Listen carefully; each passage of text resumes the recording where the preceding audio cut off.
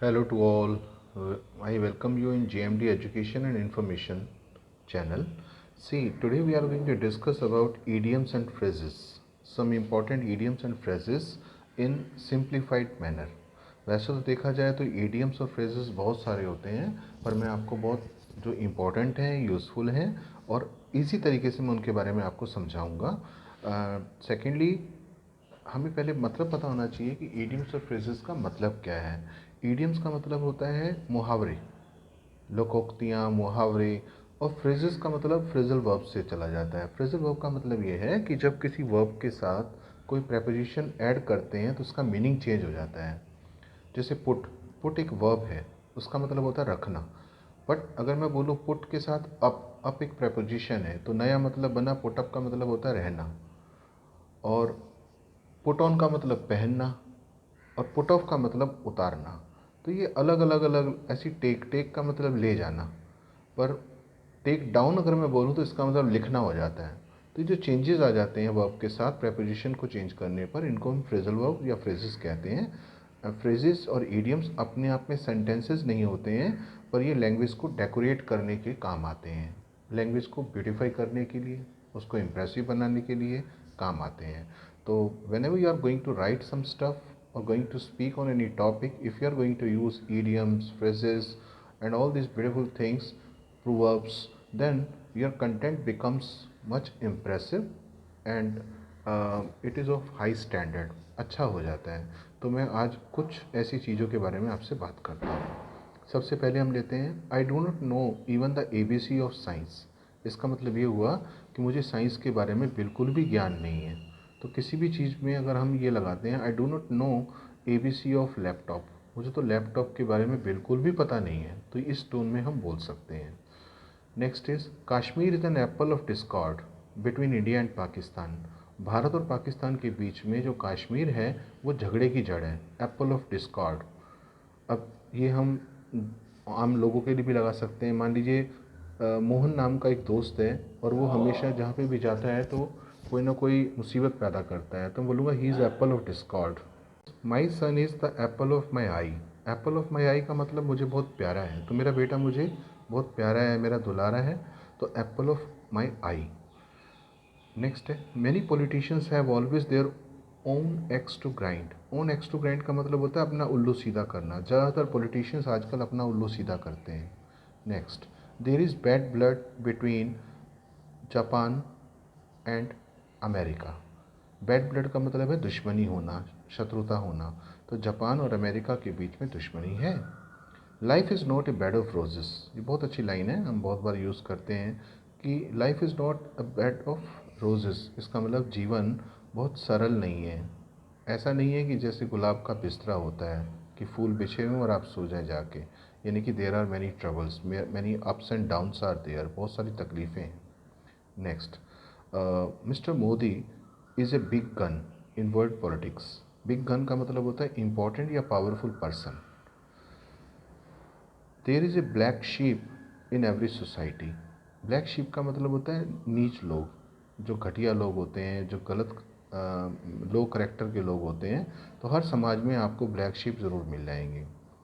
SHEEP, black sheep. Next है capital punishment. जैसे capital punishment is rare now. आजकल मृत्युदंड जो है बहुत कम लोगों को दिया जाता है, इस तरह से पॉपुलर नहीं है, उसको डिस्करेज किया जाता है. इसलिए जज बोलते हैं रेयरस्ट ऑफ रेयर. यानी कि ऐसी कोई घटना, ऐसा कोई मर्डर जो कोल्ड ब्लडेड हो, वेल प्लान्ड हो, उसी में दिया जाता है, अदरवाइज़ नहीं दिया जाता, और वो भी बहुत लंबी प्रोसेस होती है. नेक्स्ट है the issue was decided by A casting vote. Casting vote का मतलब ये हुआ कि वो वोट जिसकी वजह से डिसीजन हो पाएगा. इसको बहुत छोटे एग्जाम्पल से हम ले सकते हैं कि मान लीजिए क्लास में मॉनिटर को सिलेक्ट करना है कि मॉनिटर कौन, किसको अपॉइंट करे क्लास टीचर. तो उसके लिए उन्होंने वोटिंग करवाई कि 2 बच्चे खड़े हैं, आप बताओ कितने ए की फेवर में हैं. अब मान लीजिए कि उस क्लास में 30 बच्चे हैं तो 15 बच्चों ने हाथ खड़ा कर दिया. फिर पूछा बी के फेवर में कौन है कि इसको मॉनिटर बनाए, तो 15 बच्चों ने फिर हाथ खड़ा कर दिया. अब प्रॉब्लम ये है कि दोनों को इक्वल वोट्स मिले हैं, तो कैसे डिसाइड होगा. तो टीचर बोलते हैं ठीक है, आई सपोर्ट बी. मेरी अपनी सोच है कि बी को बनाना चाहिए. तो इट मीन्स टीचर के उस वोट ने डिसाइड कर दिया उस इशू को लेकर कि क्या डिसीजन होना चाहिए, तो उसका जो वोट है वो कहा जाएगा कास्टिंग वोट। ये पार्लियामेंट में, असेंबली में, हर जगह पर ये चीज़ काम आती है अगर ऐसा कहीं पर टाई हो जाता है तो। फिर नेक्स्ट है do not always build Castle's in the air. इसका मतलब होता है ख्याली पुलाव नहीं पकाने चाहिए। इसका मतलब ज़्यादा लंबी लंबी नहीं छोड़नी चाहिए, ग्राउंड रियलिटी पे रहकर बात करनी चाहिए। तो यहाँ पर मैं कहना चाहूँगा कि ड्रीम्स देखना बुरी बात नहीं है, पर वो ड्रीम्स ऐसे होने चाहिए जिसको आप मेहनत करके आप उसको अचीव कर पाएँ, तब तो फ़ायदा है, नहीं तो कोई फ़ायदा नहीं है इस तरह की बेकार की बातें करने के लिए। तो उसके लिए तुम वही बोलेंगे don't build Castle's in the air. फिर अगला है a soldier must not be chicken hearted. Chicken hearted का मतलब होता है कमज़ोर दिल का। ए पुलिस मैन, ए सोल्जर, ऐसे लोगों को बिल्कुल भी कायर नहीं होना चाहिए। जहाँ ज़रूरत पड़े ब्रेवरी के साथ वो फाइट करें ताकि अपनी ड्यूटी को अच्छी तरह से कर पाएँ। Next, there was a cold blooded murder of a lady in our locality. Cold blooded murder, इसका मतलब निर्दयतापूर्वक मार डालना।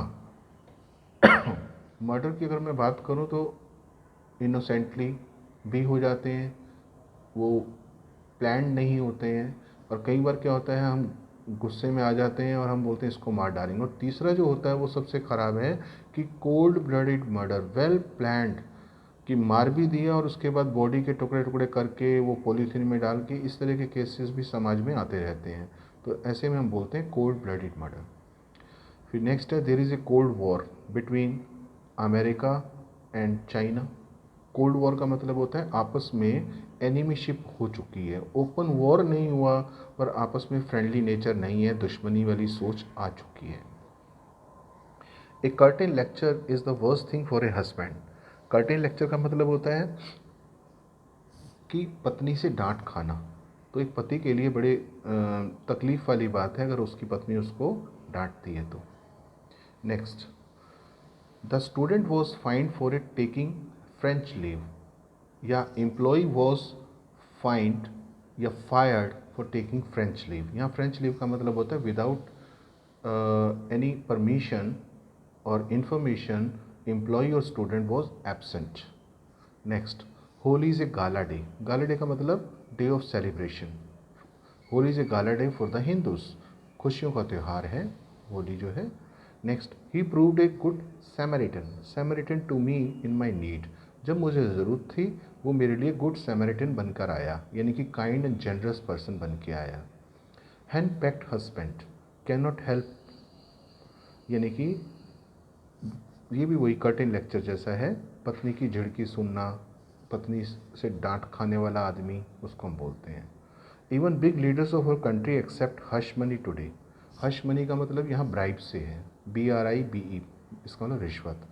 हमारे जो आजकल बहुत बड़े बड़े नेता हैं वो भी रिश्वत लेते हैं। If you are a jack of all trades you are master of none. Jack of all trades का मतलब होता है कि हर काम के अंदर हाथ डालने की कोशिश करना। तो एक ऐसा आदमी जो हर चीज़ में हाथ डालने की कोशिश करेगा वो किसी भी एक चीज़ में परफेक्ट नहीं हो पाएगा।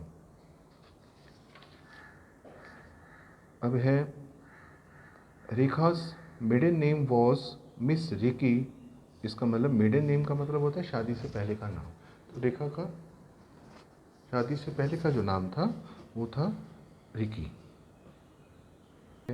Doctor Harivansh Rai Bachchan was a man of letters. Man of letters का मतलब होता है बहुत टैलेंटेड बंदे, यानी कि विद्वान पुरुष। Modern English poetry is not meant for the man in the street. Man in the street का मतलब होता है ऑर्डनरी पर्सनस। जो आज की इंग्लिश पोइट्री है वो हर आम आदमी को समझ में नहीं आ सकती है, उसके लिए IQ लेवल अच्छा होना चाहिए, इंटरेस्ट होना चाहिए, नॉलेज होनी चाहिए। तो मैन इन द स्ट्रीट उनके लिए नहीं बनी है, very common and ordinary people उनके लिए नहीं बनी है। He reached in the nick of time and saved the girl. वो एन मौके पर पहुंचा और उसने उस लड़की को बचा लिया। तो निक ऑफ टाइम का मतलब क्या हुआ, एन मौके पर। The situation is out of hand. Out of hand का मतलब होता है कंट्रोल से बाहर होना, वश से बाहर होना। Shakespeare wrote his plays during the palmy days, PALM, palmy days of Elizabeth's reign. यानी कि जब एलिजाबेथ का राज्य चल रहा था, उस समय जब प्रॉस्पेरिटी थी, उन दिनों में शेक्सपियर ने अपने प्लेज लिखे। Several inventions have proved to be a Pandora's box for mankind. Pandora's box का मतलब होता है काइंड ऑफ ब्लेसिंग। तो बहुत सारे इन्वेंशंस आविष्कार ऐसे हुए हैं जो वरदान के रूप में मिलने की कोशिश में हमें अभिशाप बन गए हैं। यानी कि पेंडोरास बॉक्स का एक्चुअल मीनिंग ये हुआ कि जो चीज़ हमें वरदान के रूप में देने की कोशिश तो की गई थी, पर वो हमारे लिए अभिशाप साबित हुई। The prime minister of India was given a red carpet welcome. हम बहुत बार टीवी न्यूज़ में देखते हैं कि red carpet welcome was given to mister Modi. इसका मतलब उनका गर्म जोशी के साथ स्वागत किया गया। There is no ready money with me now. Ready money का मतलब होता है कैश।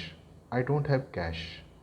फिर नेक्स्ट है the 15th of August is a red letter day in India. ये जो रेड लेटर डे है इसका मतलब होता है बहुत इंपॉर्टेंट दिन होना। तो 15 अगस्त का दिन जो है भारत के अंदर बहुत इंपॉर्टेंस रखता है, वो रेड लेटर डे है। Grammar to some people is like a red rag to a bull. इसका मतलब ये हुआ डराने वाली चीज़ है। जिस तरह से बुल को रेड जो रैग होता है यानी कि लाल कपड़ा होता है वो डरा देता है, भड़का देता है, तो ग्रामर भी हमें बहुत सारे लोगों को डरा देती है कि ग्रामर के चक्कर में, क्योंकि ग्रामर को उस तरह से सिखाने की कोशिश होती ही नहीं है जिससे कि वो इंटरेस्टिंग और इजी लगे। ज़्यादातर लोगों को ये मुश्किल लगती है, यह लगता है कि बोरिंग है, हम नहीं सीख पाएंगे। Next, when the ship sank people escape with the skin of their teeth. Skin of their teeth का मतलब है सब कुछ छोड़ दिया पर अपनी जान बचा ली उन्होंने, यानी कि कैसे भी करके अपने आप को तो बचा लिया, सामान नहीं बचा पाए अपना। The business is going down because of my sleeping partner. Sleeping partner का मतलब business partner who doesn't take much interest, उसको हम स्लीपिंग पार्टनर बोलेंगे। The ups and downs of life make you wiser. Ups and downs का मतलब उतार चढ़ाव। ज़िंदगी में जो उतार चढ़ाव आते हैं ये हमें पहले से ज़्यादा समझदार बनाते हैं। Next, the thief was caught red handed. Red handed का मतलब चोरी करते समय, मौके पर पकड़े जाना। I was all ears to his speech. It means I was paying attention to his speech. ध्यान लगा के सुन रहा था मैं। She is a capital hand at cooking. Capital hand का मतलब हुआ परफेक्ट होना। Books are lying at sixes and sevens. Sixes and sevens का मतलब यहाँ पर 6-7 नहीं है, इसका मतलब इधर उधर बिखरी हुई होना। Who is in the chair at this meeting. In the chair का मतलब है कि प्रेसिडेंट कौन है, यानी कि जो मीटिंग है वो कौन लेंगे। तो आई होप कि आप काफ़ी हेल्प आपको मिली होगी इससे। Thank you.